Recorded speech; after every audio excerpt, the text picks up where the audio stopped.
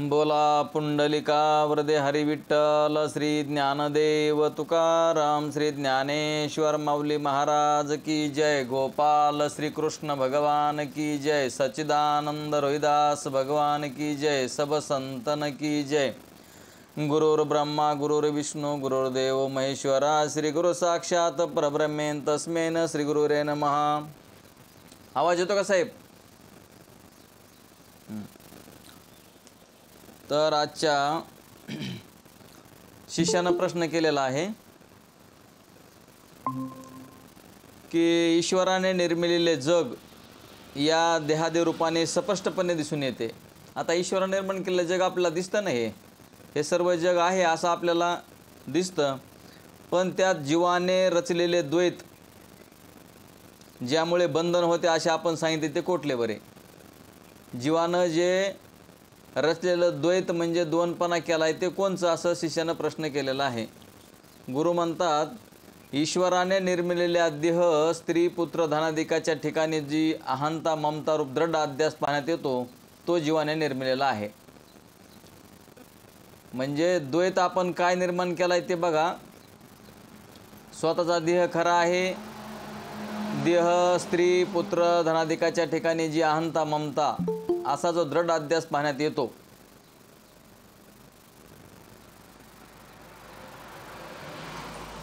तो जीवाने निर्मिलेला आहे। तो बऱ्याच बंधनाचे व दुःखाचे कारण आहे। हा देह स्वतःहून कोणासही बंधन करीत नाही। हा देह स्वतःहून कोणासही बंधन करीत नाही, पण त्यांच्यात अहंता ममतारूप जी जीवसृष्टी आहे ती बंधनाचे कारण आहे। आपल्याला बंधन कोणीच करत नाही, आपणच स्वतःला बंधन करून घेतो। मी खरा आहे असं वाटतं आणि माझे खरे आहेत असं वाटतं, हेच बंधन आहे। ईश्वराने उत्पन्न केलेल्या एखाद्या मनोमय स्त्रीच्या ठिकाणी कोणाचेही ममत्व जर नसेल तर ते मेले असता कोणालाही दुःख होणार नाही। पण अमुकी एक स्त्री माझी आई, माझी बहीण, माझी मुलगी, माझी बायको, माझी बहीण इत्यादी भिन्न प्रकारचे ममत्व भिन्न भिन्न जीवाने आपण होऊन जिच्या ठाई भरपूर केलेले असते, अशी ती मनोमय नष्ट झाल्याने त्या सर्व भिन्न भिन्न जीवास दुःख होते। समजा की कोण्या एका ग्रस्तांचा मुलगा काही कारणाने फार दूर देशांतरी गेलेला असून तो तेथे जिवंत असताही अहो देशांतरी गेलेला तुमचा मुलगा मरण पावला असे जर कोणी लबाड मनुष्याने त्या ग्रस्ताकडे एकाएकी येऊन त्यास सांगितले तर ते ऐकताच आपला मुलगा मेला असे मानून तो बाप असह्य दुःखाने रडू लागला। बरे आता त्याच्या उलट कल्पना करा म्हणले, तो मुलगा देशांतरी खरोखरच मरण पावला असे असूनही कोणीही त्यास सांगितले नाही, तोपर्यंत त्या ग्रस्तास एकिंचितही दुःख होत नाही किंवा दुःख झाले नाही, उलट तो नेहमीप्रमाणे आनंदात आहे असे दिसून येत होते। आता पहा की ईश्वराने उत्पन्न केलेला मुलगा देशांतरी जिवंत आहे, परंतु तो मेला असे त्याने केवळ मनाने मानल्याच्या योगाने त्यास किती विलक्षण दुःख झाले। याच्या उलट ईश्वराने उत्पन्न केलेला मुलगा देशांतरी सुखाने राहतो आहे असे त्या बापाने केवळ मनाने मानल्यामुळे त्यास लवबरही दुःख झाले नाही। येवाच द्वैत म्हणून जितके आहे तितके सर्व मनाने रचलेले असल्यामुळे बंधनास कारण होते। यासाठी आत्मज्ञानाच्या योगाने त्याची निवृत्ती करावी। तर शिष्यानं प्रश्न केलेला आहे की जर मनाने उत्पन्न केलेले द्वैत बंधन करणारे आहे, मनाने उत्पन्न केलेले द्वैत बंधन करणारे आहे, तर त्या मानस द्वैताची निवृत्ती मनोविरोध रूप योग केला असता होण्यासारखी आहे। म्हणजे जिच्यासाठी योगाभ्यास करावा आत्मज्ञानाचे कारण काय आहे? तर शिष्यानं प्रश्न केला की योगाभ्यास करून सुद्धा मनाचं बंधन जे द्वैत झालेलं आहे ते निघून जातं, मग आत्मज्ञान करून घेण्याची काय जरुरी असा प्रश्न केलेला आहे त्यांनी। तर गुरु म्हणतात ज्ञाना वाचून योगाभ्यास करून द्वैताची निवृत्ती होते खरी।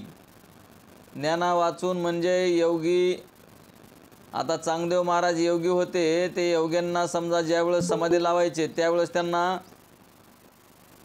जगत नसल्याचा अनुभव येत होता, परंतु ते ज्यावेळेस समाधीतून बाहेर यायचे त्यावेळेस त्यांना जगत खरं वाटत होतं आणि त्याच्यासाठीच ज्ञानेश्वर माऊली आणि मुक्ताबाई यांनी त्यांना उपदेश करून त्यांना ब्रह्मज्ञानाची प्राप्ती करून दिली।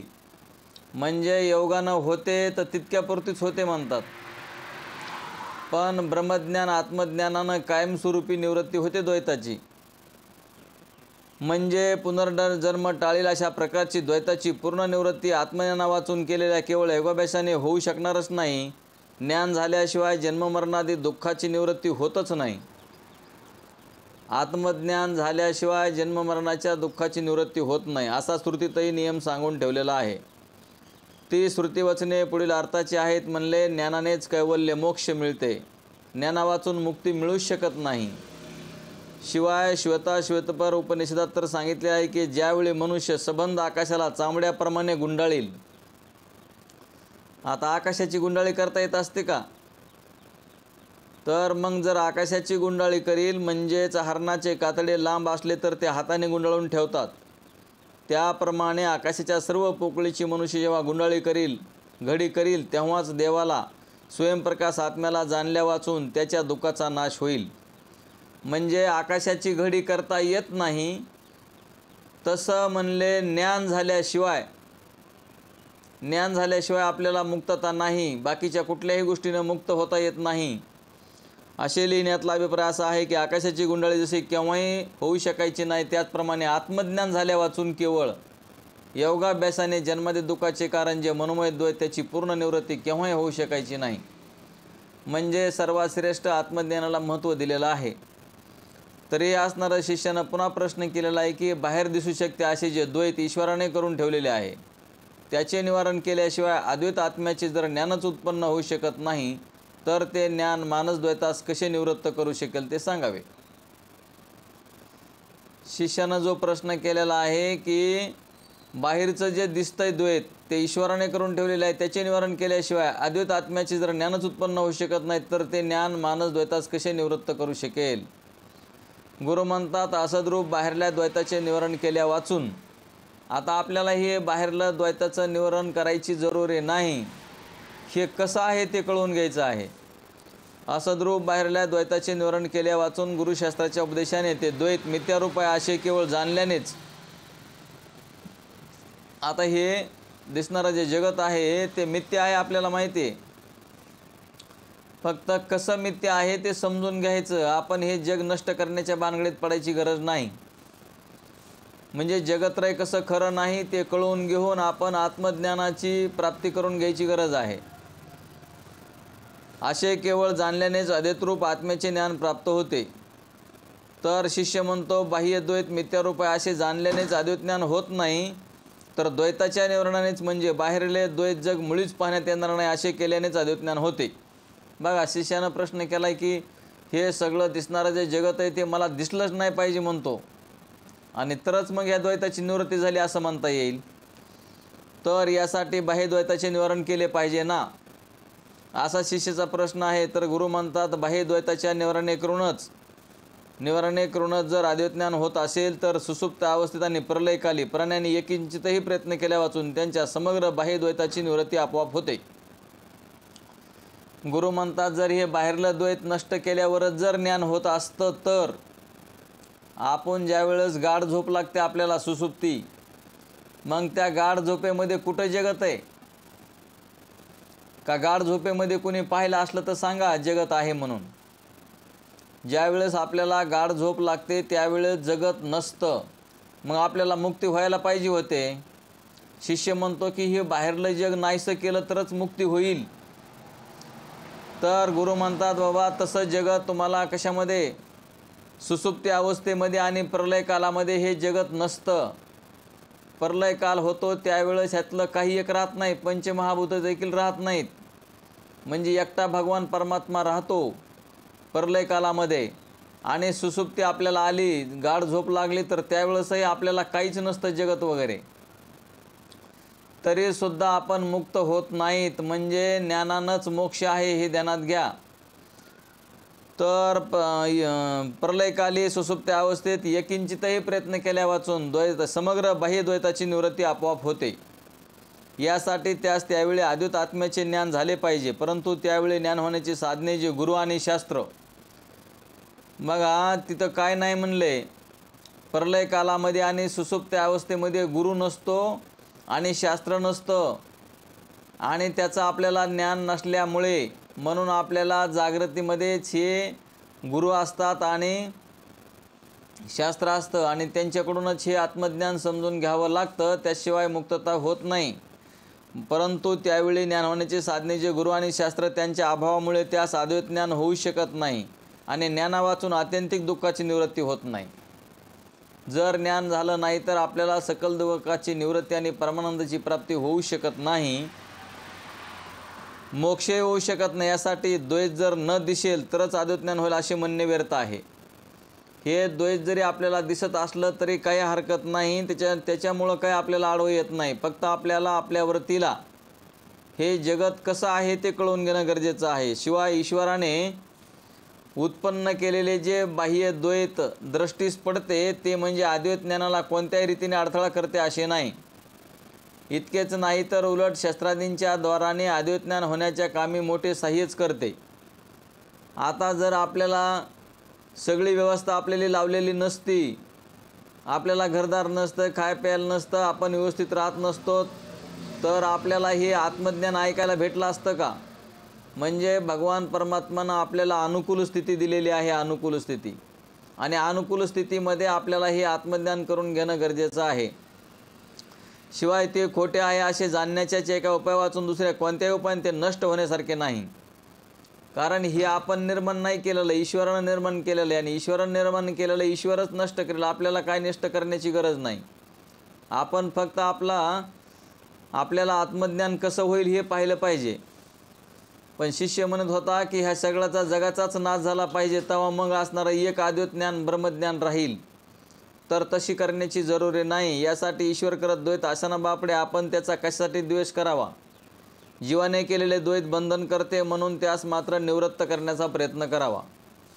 शिष्य म्हणतो, जीवकृत द्वैत पूर्वी आपण संक्षेपाने सांगितलेच आहे की त्याशिवाय आणखी कोणते आहे, आणखी असल्यास ते किती प्रकारचे आहे ते कृपा करून सांगावे. गुरु म्हणतात, विद्यारण्य मुनींनी जीवकृत द्वैत दोन प्रकारचे आहे असं सांगितलेलं आहे. एक शास्त्रीय द्वैत आणि दुसरे अशास्त्रीय द्वैत. बघा हे द्वैत काय आहे ते. शास्त्रीय द्वैत आणि अशास्त्रीय द्वैत. प्रत्येक ब्रह्माच्या एकत्वाचा जो विचार, तन्मय जे वेदांतशास्त्राचे श्रवण मनन करणे, त्याला शास्त्रीय मनोमय द्वैत म्हणतात. हे ध्यानात घ्या. हे शास्त्र सांगणं, ह्या जीवब्रह्माचं एकत्व सांगणं हे वेदांतशास्त्र सांगतं आणि यालाच शास्त्रीय मनोमय द्वैत असं म्हटलेलं आहे. तर हा सुद्धा द्वैत पुन्हा गेला पाहिजे. कारण एकदा ज्ञान झाल्याच्या नंतर आपल्याला द्वैत निघतच असतं, द्वैत राहत नाही. तर शास्त्रीय मनोमय द्वैत म्हणतात, सच्चिदानंद ब्रह्मरूप प्रत्येगात्म्याचा अपरोक्ष बोध जोपर्यंत दृढ झाला नाही तोपर्यंत आपल्याला आपण सच्चिदानंद आत्मा ब्रह्मरूप आहोत असा बोध होत नाही, तोपर्यंत शास्त्रीय द्वैताचा त्याग मनुष्याने करू नये. जर आपल्याला आत्मज्ञान जर झालं, आपण सच्चिदानंद आत्मा ब्रह्मरूप आहोत असं जर आपल्याला स्वतःला कळलं, दृढ अपरोक्ष ज्ञान झालं, तर शास्त्राची सुद्धा गरज नाही. परंतु जोपर्यंत ज्ञान होत नाही तोपर्यंत आपल्याला त्याची जरुरी आहे. एकदा ज्ञान झालं तर शास्त्रसुद्धा पाहायची जरुरी पडत नाही. मग आपण भगवान परमात्माचं स्मरण सतत अनुसंधान ठेवून आपण मुक्तच आहोत असं कळत असतं. तोपर्यंत शास्त्रीय द्वैताचा त्याग मनुष्याने करू नये. कामाधिकाची पूर्ण निवृत्ती होऊन अद्वैत तत्वाचा दृढ बोध झाल्यानंतर त्याचा त्याग करावा. सद्विचारात कुशल असा बुद्धिमान पुरुष असतो तो वेदांतशास्त्राचा अभ्यास करून त्याच्याद्वारे परोक्ष आणि अपरोक्ष ज्ञानात परिपूर्ण झाल्यावर मग भात गोट्यातून तांदळाचा दाणा काढून घेऊन तोच टाकून द्यावे, या न्यायाने समग्र शास्त्राचा त्याग करतो. बघा त्या साळ्या असतात ना, साळी, त्याप्रमाणे म्हणतात की जो असणारा मुमुक्षू असतो तो वेदांतशास्त्राचा सद्गुरूच्या द्वारे आपल्याला ज्ञान झाल्यावर, जसं मग त्यांनी दृष्टांत दिलेला आहे की साळे असतात, त्या साळीतले आपण तांदूळ काढून घेतो आणि ते तूस म्हणजे वरचं कवर काढून टाकतो, त्याप्रमाणे मग आपल्याला शास्त्राचाही द्वैत केला तरी चालतो. म्हणजे द्वैत आपण काढून टाकलं तरी चालतं. मग आपल्याला एकदा दृढ अपरोक्ष ज्ञान झाल्यावर मग शास्त्र तरी आपल्याला सांगून काय सांगतं की तुम्ही सच्चिदानंद आत्मा ब्रह्मरूप आहे. मग एकदा जर आपल्याला खात्रीशीर ज्ञान झालं तर मग याचा त्याग केला तरी चालतो. अशा रीतीने दृढबोध सिद्ध झाल्यानंतर शास्त्रीय द्वैताचा त्याग करावा असे श्रुतीत सांगितलेले आहे. म्हणजे श्रुतीत शास्त्रविचाराची अवधी किती सांगितलेली आहे तरी पण बोध झाल्यानंतर सत्शास्त्र विचार करूच नये असा निषेध केलेला नाही. पण आपल्याला असं वाटलं की बाबा आपण असणार, जरी आपल्याला ज्ञान झालं तरी आपण शास्त्र बघायला काय हरकत आहे, तर तरीही तुम्ही ते बघू शकता, ऐकू शकता, श्रवण करू शकता. यामुळे दृढबोध झाल्यानंतरही पूर्वप्रवाहाच्या ओघाने प्राप्त झालेले शास्त्रविचाराधिक शास्त्रीय द्वैत कल्पित करण्यास कोणत्याही प्रकारचा प्रतिवाय किंवा हरकत नाही. म्हणून शिष्यानं प्रश्न केलेला आहे, गुरु महाराज शास्त्रविचाराधिकासही जर आपण कल्पित म्हणता. आता प्रश्न छान केलेला आहे शिष्यानं. मग हे प्रश्न असे आपल्याला स्वतःला सुद्धा पडत असतात. गुरु महाराज शास्त्रविचाराधिकाला बी जर तुम्ही कल्पित मानता तर त्यांच्याकडून सांसारिक बंधनाची निवृत्ती कशी होईल ते सांगावे. तुम्ही शास्त्राला कल्पित म्हणायलात, गुरुला कल्पित म्हणायलात आणि त्यांच्याकडून ज्ञान झाल्याच्या नंतर मग ह्या संसार बंधनाची निवृत्ती कशी होईल, कल्पिताकडूनच कल्पिताची निवृत्ती कशी होईल असं त्यांना म्हणायचं आहे. गुरु म्हणतात ज्यांची निवृत्ती करायची आहे असा तो संसार तरी कोठे खरा आहे. कल्पितानंच कल्पिताची निवृत्ती होत असते. ज्याची निवृत्ती करायची आहे असा तो संसार कोठे खरा आहे. असा जसा यक्ष तसे बलिदान अशी जी मन आहे त्या न्यायाने स्वप्न कल्पित सिंहाच्या दर्शनाने कल्पित स्वप्नाची जशी निवृत्ती होते त्याचप्रमाणे कल्पित शास्त्राधिकाने कल्पित संसाराची निवृत्ती होऊ शकते. अशा आता अशास्त्रीय द्वैत म्हणतात ते दोन प्रकारचे आहे. अशास्त्रीय द्वैत, आता हे शास्त्रीय द्वैत होतं, आता अशास्त्रीय द्वैत आहे, एक तीव्र आणि दुसरं मंद. तर त्या दोहोपैकी काम क्रोधाधिकांना तीव्र द्वैत म्हटलेले आहे. तीव्र द्वैत आणि मंद द्वैत हे अशास्त्रीय द्वैत आहे. त्याच्यापैकी काम क्रोधाधिकांना तीव्र द्वैत म्हटलेला आहे आणि मनोराज्याला मंद द्वैत म्हटलेले आहे. या दोहोंचाही त्याग अद्वैत तत्व बोध होण्याच्या अगोदरच करावा. तर ध्यानात घ्या, हे शास्त्र कशामुळं आपल्याला कळत नाही किंवा आपण पुढं का जात नाही त्याचं कारण आहे हे अशास्त्रीय द्वैत. म्हणजे आपले काम क्रोधाधिक अगोदरच आपल्याला बाहेर काढून टाकायला सांगितलेले आहेत. आणि मनोराज्य म्हणजे मनोराज्याला सुद्धा आपण अगोदरच काढलं पाहिजे. म्हणजे आपलं मल आणि विक्षेप हे अगोदरच गेलेले असले पाहिजेत. मल विक्षेप घालून आवरण दोष निवारणार्थ आपण सद्गुरूला शरण जाऊन महावाक्याचा बोध करून घेऊन मग हे शास्त्रीय द्वैत काढलं पाहिजे.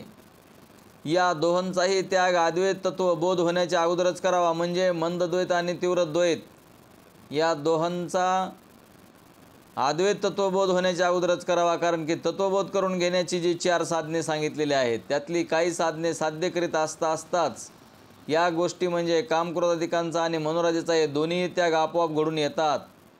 ही 4 साधने कोणती ती याच पुस्तकाच्या आरंभी प्रसंगी सांगितलेली आहे. ती पुन्हा एक वेळ सांगतो म्हणले. त्यातले पहिले साधन आहे आत्मानात्म विवेक. आत्मा सत्य आहे व आत्म्या वाचून इतर सर्व असत्य आहे. आपलं झालंय की नाही पंचीकरणाच्या सुरुवातीला. दुसरे साधन वैराग्य आहे. इहलोक व परलोक यांच्यातले भोग भोगण्या संबंधाने अनिच्छा किंवा अप्रिती. शम म्हणजे वासनांचा त्याग, दम म्हणजे बाह्य इंद्रियांचा निग्रह, उपरती म्हणजे प्रपंचापासून निवृत्ती, तितिक्षा म्हणजे शीतोष्ण आदी दौंद धर्म सहन करण्याची योग्यता आणि श्रद्धा म्हणजे ब्रह्मनिष्ठ गुरुच्या व वेदांतशास्त्राच्या वाक्याच्या ठिकाणी भक्ती आणि समाधान म्हणजे चित्ताची एकाग्रता. या 6 संपत्ती मिळून झालेले तिसरे चौथे साधन मोक्षेच्छा. मी जीवाने संसाराच्या बंधनापासून मुक्त व्हावे अशी इच्छा. तर हे पंचीकरणाच्या सुरुवातीलाच आपल्याला अधिकाराच्या लक्षणामध्ये आहे की नाही आहे. तर हे ध्यानात घ्या. मग हे आपल्याकडे असले पाहिजेत. आणि या आत्मज्ञानाच्या 4 साधनापैकी तिसरे साधन जी षटसंपत्ती तिच्यातली शम म्हणून जी पहिली संपत्ती सांगितली तिच्या योगाने काम क्रोधाधिकाचा त्याग करावा. काम क्रोधाधिकाचा त्याग करावा, तसा केला म्हणजे वासनांचा त्याग होतो असे सांगितलेले आहे. समाधान म्हणून जी 6वी संपत्ती सांगितली तिच्या योगाने मनोराज्याचा त्याग केला असता चित्ताची एकाग्रता होते असे सांगितलेले आहे. यासाठी पहिल्या साधना अवस्थेत कामक्रोधाधिकांचा त्याग करून जीवाने बोध संपादन करावा. आपल्या काम आणि क्रोध हे बाहेर घालून आपण हे साधन प्राप्त करून घेतलं पाहिजे. मग आपल्याला तरच आपल्याला बोध होत असतो म्हणतात. शिष्य म्हणतो बोध सिद्ध व्हावा म्हणून बोध होण्याच्या अगोदर बोध होण्याच्या अगोदर कामादी अशास्त्रीय द्वैताचा त्याग करावा असे आपण सांगितले, ते ठीक आहे. पण तत्वबोध झाल्यानंतर त्याचे ग्रहण केले तर त्यात काय हरकत आहे अशी शंका जर उत्पन्न झालीच तर तिचे समाधान काय आहे असेल तर सांगावे.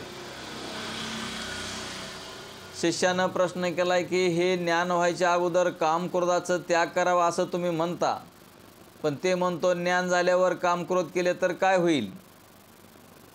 मग काय होईल त्याचं उत्तर गुरु सांगतात. बोध झाल्यावरही जीवनमुक्तता सिद्ध करण्यासाठी काम क्रोधाधिकांचा त्याग केलाच पाहिजे.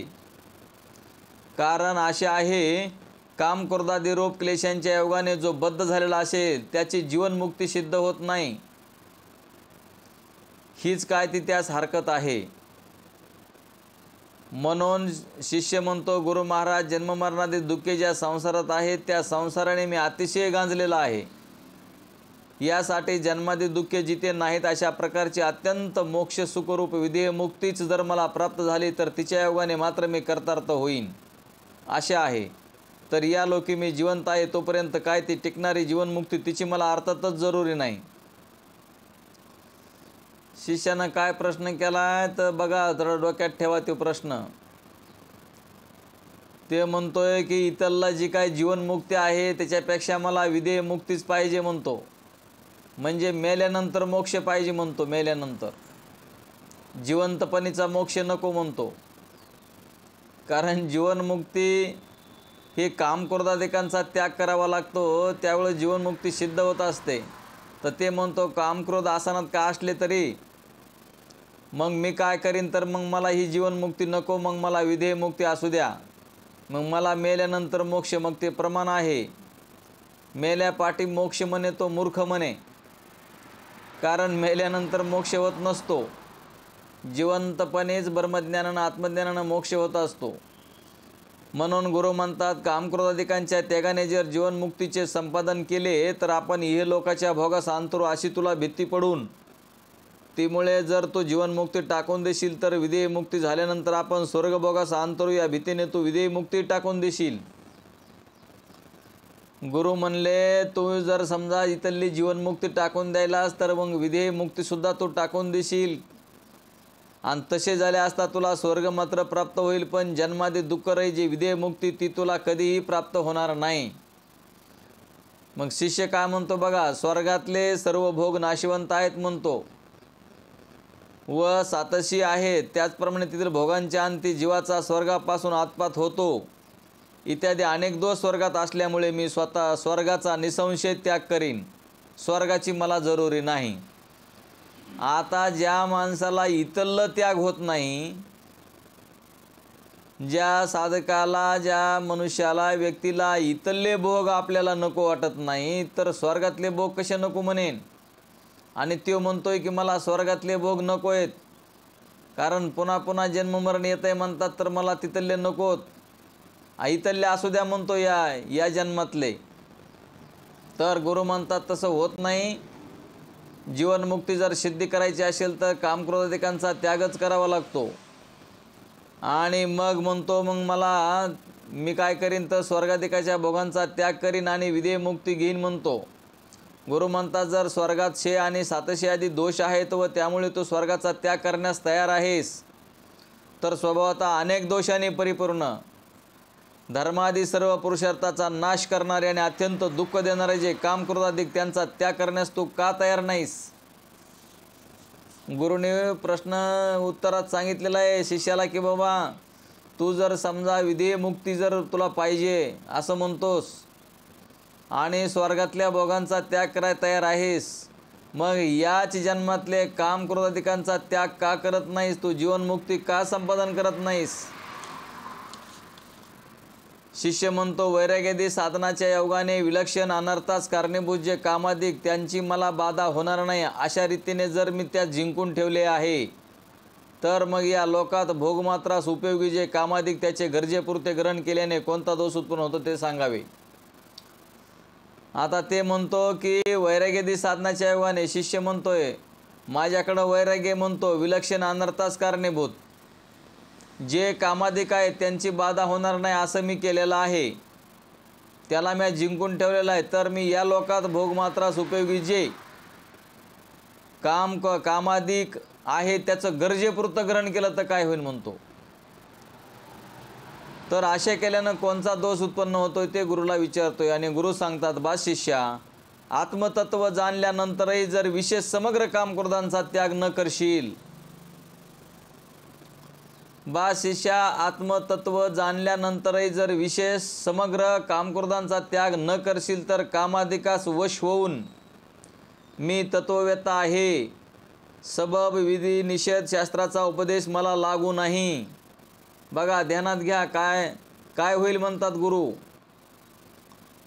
त्याला असं वाटेल की मी तत्ववेत्ता आहे, मला ब्रह्मज्ञान आत्मज्ञान झालेलं आहे, सबब विधी निषेधाचा विधी निषेध शास्त्राचा उपदेश मला लागू नाही, अशा अभिमानाने बोलून धर्मशास्त्राला व त्यात करावयास सांगितलेल्या पुण्यकर्मालाही जर तू झुगारून देशील तर यथेष्ट चरणाकडे शास्त्राने सांगितलेली वर्णाश्रमाची मर्यादा सोडून स्वेच्छा वर्तन करण्याकडे तुझी प्रवृत्ती होईल. कदाचित तू म्हणशील की यथेष्ट चरणाकडे प्रवृत्ती झाली तर होईना बापुडी, पण अशी प्रवृत्ती होणे बिलकुल योग्य नाही. आता परमार्थ करणाऱ्या माणसानं कसंही वागायचं का, काही करायचं का, काही खायचं का, कसं राहिलं पाहिजे? तर आत्मज्ञान झालेल्या मनुष्यांना कुठल्याही प्रकारची अपेक्षा नसली पाहिजे. आणि जर आपण कोणाकडून बी कशाची जर अपेक्षा करत असतो तर आपली जीवनमुक्ती सिद्ध होणार नाही, आत्मज्ञान सिद्ध होणार नाही. तर मग ध्यानात घ्या, मग प्रवृत्ती होणे बिलकुल योग्य नाही. नैष्कर्म्य सिद्धी नावाच्या ग्रंथात श्री सुरेश्वराचार्यांनी यांचे विस्तारपूर्वक निरूपण केलेले आहे. त्यातला एक सारांश असा आहे की एखादा पुरुष अद्वैत परमात्म तत्व जाणूनही, एखाद्याला अद्वैत तत्व कळलेलं आहे आणि हे जाणूनही जर यथेष्ट चरणास प्रवृत्त झाला तर त्याच्या योगाने अभक्षाचे भक्षण करील. ते म्हणे काय, देह मी नाही म्हणे, देह माझा नाही, इंद्रिय माझे नाहीत, मी ह्याचा साक्षी आहे, द्रष्टा आहे, आणि देहाचा माझा काय संबंध आहे म्हणेल, आणि मग तो मांसाहार करेल तर मग चालेल का? तर तसं योग्य होत नाही. इत्यादी अनर्थाकडे त्याची प्रवृत्ती झाल्यामुळे मग आता ते जर आत्मज्ञान झालं, जर तो मांसाहार जर करू लागला तर मग त्याच्या कुत्र्याचा आणि तत्वज्ञानाचा असे दोघांचे व्यवहार सारखेच होतील.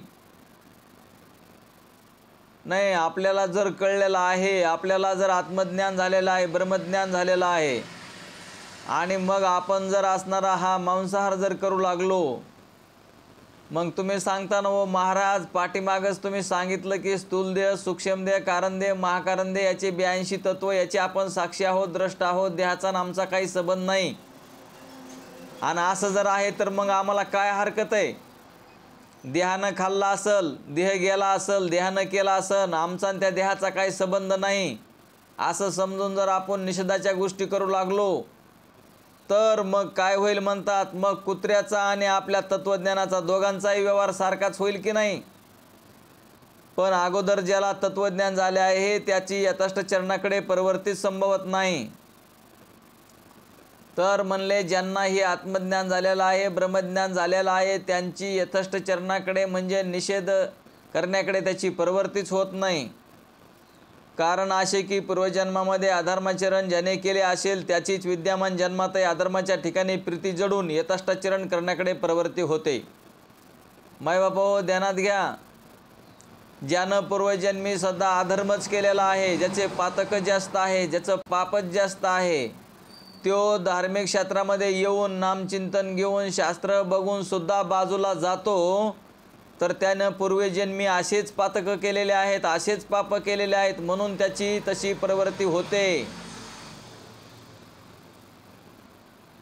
चांगल्या सज्जनाची, मुमुक्षूची, जो मुक्त झालेला आहे, जीवनमुक्त झालेला आहे, त्याची अशी प्रवृत्ती होत नाही, हे ध्यानात घ्या. एकदा एखादी गोष्ट घाण आहे असं कळाल्याच्या नंतर मांसाहार करणे घाणच आहे, मग असणारा तो घाण प्रवृत्ती मग तो करील का पुन्हा? ज्याला कळल्याच्या नंतर तो तसं करणार नाहीच. म्हणून यथाष्टाचरण करण्याकडे, जर समजा कोणी पूर्वीचंच यथाष्टाचरण केलेलं आहे, त्याचे पातक जास्त आहेत, ज्याचं पापच जागृत होतं आहे, तर मग तोच तसं करेल. शिवाय एखाद्याला तत्त्वज्ञान जे होते ते केवळ त्याच्या पूर्व कर्मामुळेच होते. ध्यानात ठेवा, तुमचं पूर्वीचं पुण्य आहे, त्याच्यामुळंच तुम्ही हे शास्त्र श्रवण करत आहात. ज्याची पूर्वीची पुण्य नसते त्याच्या पदरी हे येत नाही, त्याला हे मिळत नाही. मिळालं तर कळत नाही, कळालं तर ध्यानात बसत नाही. तर त्यासाठी आपण पुन्हा पुन्हा वारंवार हे ध्यानात घेऊन सच्चिदानंद आत्मा ब्रह्मरूप आहे हे ज्ञान आपल्या ध्यानात ठेवलं पाहिजे. आपण परब्रह्म स्वरूप आहोत, आपलं कदापिही विसरायचं कारण नाही. आणि आपण हे चांगल्या गोष्टी करत असताना वाईट गोष्टीकडे आपली प्रवृत्ती झालीच नाही पाहिजे. जर होत असेल तर मग ते योग्य नाही. म्हणून म्हणले, अनेक जन्मामध्ये केलेल्या अनेक यज्ञदानाधिक पुण्यकर्माच्या योगाने सर्व पापाची निवृत्ती होऊन ज्याचे अंतःकरण शुद्ध झालेले असते त्यालाच तत्वज्ञान होऊन मोक्षाची प्राप्ती होते, असे भगवद्गीतेत श्रीकृष्णाने सांगितलेले आहे. तसेच यज्ञ केल्याने, अन्नदान धनदान केल्याने, मन इंद्रियांचा निग्रह करणारे तप केल्याने किंवा क्रच्छेंद्रियानादी रूप तप केल्याने ब्राह्मणास आत्मतत्व जाणण्याची इच्छा उत्पन्न होते, असे श्रुतीतही सांगितलेले आहे. तेव्हा अनेक पुण्यकर्माचेच फल जे तत्वज्ञान ते प्राप्त झाल्यावर अनेक पापकर्माचे फल जे यथाष्टाचरण, त्याचकडे जीवाची प्रवृत्ती व्हायची नाही. एखादा मनुष्य भुकेने पराकाष्ठेचा व्याकुळ होऊन जेवायास बसणार, इतक्यात आहो तुमच्यात पुढील ताटामध्ये जे अन्न आहे त्यात विष कालवलेले आहे, असे त्यास कोणी सांगितले, तो सुदीत म्हणजे भुके असूनही ते अन्न तसेच टाकून चालता होईल. हे जर खरे आहे तर तो चांगले मिष्टान्न खाऊन तृप्त झालेला मनुष्य सवीस अन्न खावयास कसा बरे प्रवृत्त होईल? नाही, आपल्याला अत्यंत भूक लागलेली आहे, पण आपल्याला जर आपल्या ताटामध्ये पाची पक्वान्न वाढलंय पण त्याच्यामध्ये विष कालवून वाढलंय असं जर कोणी सांगितलं, कितीही भूक लागलेली असली तरी आपण ते अन्न खातोल का? कारण ते अन्न खाल्ल्यावर हा देह पडणार आहे हे निश्चित आहे. आणि ते जर माहीत झालं तर तसं एकदा आपण जीवनमुक्त झालो, आत्मज्ञानी झालो, ब्रह्मज्ञानी झालो, तर आपण निषेधाच्या गोष्टी करणारच नाही. हे सत्य आहे की नाही? म्हणून ध्यानात घ्यायचं, तृप्त झालेला मनुष्य सवीस अन्न खावयास कसा बरे प्रवृत्त होईल? अर्थातच होणार नाही. निसंशय याच न्यायाने मुमुक्षु अवस्थेत सुद्धा शास्त्राने सांगितल्याप्रमाणे वर्णाश्रम धर्म पाळून त्याप्रमाणे वर्तन करण्याची एखाद्यास इच्छा असून यथेष्ट चरणाकडे जर त्याची प्रवृत्ती होत नसेल, तर मग त्याच्या पुण्यकर्माच्या अनुष्ठानामुळे त्यावर ईश्वराचा अनुग्रह होऊन सर्व लोकातील भोगासंबंधाने ठिकाणी उत्पन्न झालेल्या वैराग्याच्या योगाने त्यास आत्मज्ञान होऊन त्या ज्ञानाने तो तृप्त झाल्यावर त्याची प्रवृत्ती यथेष्ट चरणाकडे कशी होईल? अर्थातच होणार नाही. तर हे ध्यानात घ्यायचं. म्हणून म्हणले, कधी व्हायची नाही हे सांगायच नको. हे मुमुक्षू, तू जर आता तत्वज्ञानी झाला आहेस, म्हणजे जे ज्ञान प्राप्त झाल्यामुळे सनकादी व सुखाधिक महात्म्य उत्तम पदवीला प्राप्त झाले, तेच ज्ञान जर तुलाही प्राप्त आहे, तर सुकराप्रमाणे म्हणजे डुकराप्रमाणे, सुकरचा अर्थ डुकर आहे, सुकराप्रमाणे जे पशुत आदम पशु त्यांच्याप्रमाणे आदम होण्याची इच्छा करू नको. व बंधन देणाऱ्या तीव्र जोरदार मनोमय द्वैताने भरलेले काम क्रोध मोह इत्यादी जे दोष, त्या सर्वांच्या ठिकाणी दोषदृष्टी करून त्यांचा त्याग कर. त्याचप्रमाणे सर्व अनर्थाचे मूळ जे मनोमय द्वैत आहे त्याच्याच रूपाने असणाऱ्या मनोराज्याचाही मनाने उत्पन्न केलेल्या अनेक प्रकारच्या विषयाच्या संकल्पाचाही त्याग कर आणि सच्चिदानंद परिपूर्ण परमात्म्याच्या ठिकाणी अभेद स्थितीची जी जीवनमुक्ती तिच्या सुखाचे संपादन करावे. मनोमय द्वैतरूप काम क्रोधाधिक आसुरी संपत्ती बंधन करणारी आहे. काम क्रोध आणि मनोमय द्वैत जे आहे ती ही जी आसुरी संपत्ती आहे ती बंधन करणारी आहे. यासाठी तिचा त्याग कर असे भगवद्गीतेत श्री भगवंताने हे अर्जुनास सांगितलेले आहे. तर ते नरकाचे 3 दारं असा एक पॉईंट इथं घेतलेला पंचीकरणामध्ये. तर नरकाचे 3 दारं कोणचे आहेत हे तुम्हाला काम क्रोध आणि लोभ ध्यानात ठेवा. नरकाची दारं काय आहेत ते. नरकात जर जायचं असेल तर ह्या द्वाराने जाता येतं.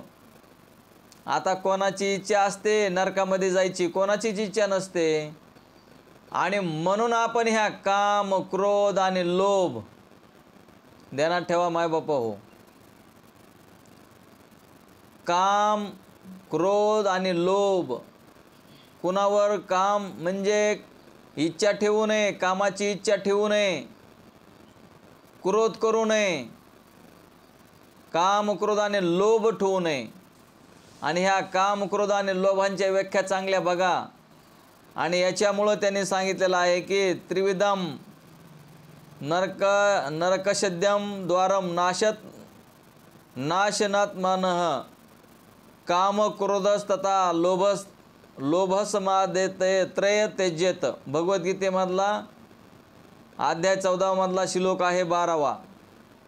तर श्वान शुक्रादी कुत्रे डुक्कर इत्यादी ज्या नीच योनी तोच नरक आहे. नरक कशाला म्हणलेलं आहे तर बघा. कुत्र्याचा जन्म मिळणं, डुकराचा जन्म मिळणं हाच ह्या नीच योनी यालाच नरक म्हटलेला आहे. ध्यानात ठेवा नरक कशाला म्हटलं आहे ती. डुकर झालं की ते कुठं राहतं, कुत्रं झालं की त्याला काय राहतं बघा. ते ह्याच नीच योनी ते ह्याच काय आहेत म्हणले नरक आहे. त्याची काम क्रोध लोभ ही 3 द्वारे आहेत. ते काम क्रोधाधिक मोक्षमार्गाकडे वळलेल्या मुमुक्षु पुरुषांच्या मोक्षरूप पुरुषार्थांचा नाश करतात. यासाठी विवेकाने केलेल्या आत्मनात्म विचाराच्या शास्त्राने त्या तिघांचाही नाश करावा म्हणजे ते तिन्हीही टाकून द्यावे. मायबापा व ध्यानात ठेवा. आपण आपल्याला आत्मज्ञानी ब्रह्मज्ञानी जीवनमुक्त समजतो आणि आपल्यातले काम क्रोध लोभ मदमत्सर दंभ अहंकार जर जात नाहीत तर आपण जीवनमुक्त कसे, आपण आत्मज्ञानी कसे. तर आपल्याकडं काम क्रोध लोभ मदमत्सर दंभ अहंकार हे निर्माण व्हायला नाही पाहिजेत.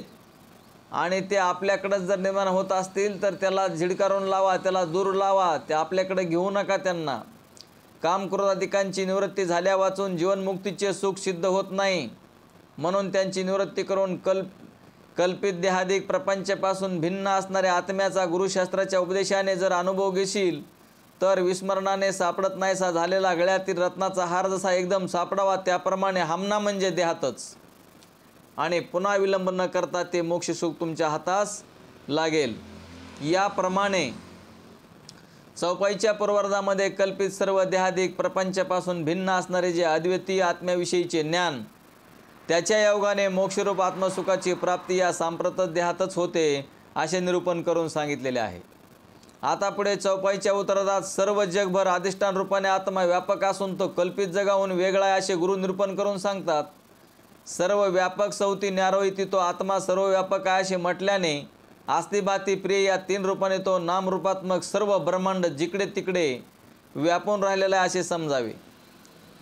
तो व्यापक कसा आहे तर जसं दागिन्यामध्ये सुवर्ण जसे व्यापक असते तसा आहे. आणि सौती न्यारो म्हटल्याने कल्पित जे सर्व ब्रह्मांड त्याहून तो निराळा असे जाणावे. तो निराळा कसा आहे तर कल्पित सर्पाहून दोरी जशी निराळ्या असते तसा तो आहे. स्थूल सूक्ष्म कारण या 3 देहात द्रष्टारूपाने जाग्रत स्वप्न सुसुप्ती या 3 अवस्थात साक्षी रूपाने आणि अन्नमयादी पंचकोशामध्ये प्रकाश रूपाने तो सच्चिदानंद रूप आत्मा व्यापक आहे. आणि त्याचे तोच आत्मा असद्रूप जे देहादी 3 अवस्था 5 कोश या सर्वाहून निराळा आहे असे विवेकदृष्टी करी विचारो. म्हणजे विवेकदृष्टीने अनुभव घेऊन पहा म्हणजे पुन्हा एक अद्वितीय अजरामर सजातीय विजातीय स्वगत भेदाविरहित असा आत्मा आहे. असे अनुभव घेऊन पहा. याप्रमाणे गुरुजींनी जेव्हा विचार करून अनुभव घेण्यास सांगितले तेव्हा जे जे काही एवढा वेळ ऐकले होते त्या सर्वांचे मनन करून निधिध्यासपूर्वक आपल्या स्वरूपाचा साक्षात्कार रूप अनुभव शिष्याने घेतला. तो आपला अनुभव शिष्य 3 दोह्याने सांगून उघड करून दाखवतो. त्यातला सुद्धा पहिल्या दोह्यात 4 देह 3 अवस्था याहून आत्म्याचे रूप निराळे कसे आहे तो शिष्य अनुभव सांगतोय स्वतःचा की मला कशा पद्धतीनं अनुभव आला. बोला पुंडलिका वरदे हरी विठ्ठल श्री ज्ञानदेव तुकाराम श्री ज्ञानेश्वर महाराज की जय. गोपाल श्री कृष्ण भगवान की जय. सच्चिदानंद रोहिदास भगवान की जय. सब संतन की जय. येणे वागेज्ञ तोसावे तोसो निमज द्यावे पसाये दान हे. जय कळांचे व्यंकटेशा